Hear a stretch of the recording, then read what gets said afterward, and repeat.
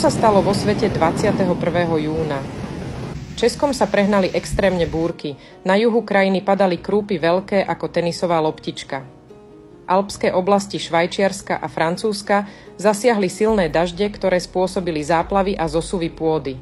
Švajčiarske letovisko Zermatt ostalo odrezané od zvyšku krajiny.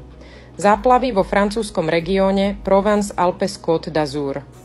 Auto odniesla povodňová voda v obci Valuis, Rusko.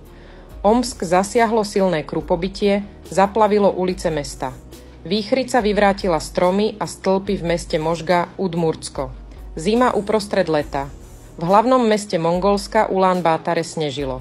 Turecko. Požiar vypukol v oblasti medzi provinciami Diyarbakír a Mazidagi Mardin. 11 ľudí a 78 bolo zranených. Požiar sa podarilo dostať pod kontrolu.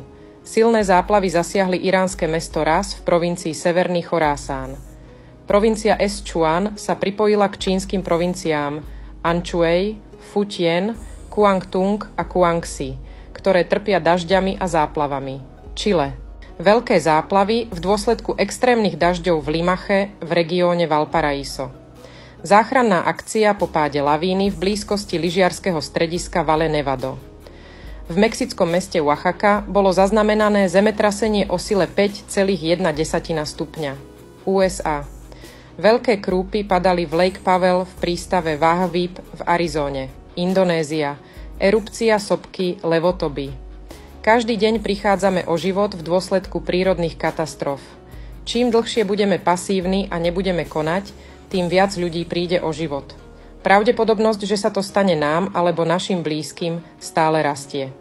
Je na čase, aby sme prevzali zodpovednosť, začali o tom hovoriť a podporili vytvorenie vedeckého centra, ktoré by sa touto problematikou zaoberalo.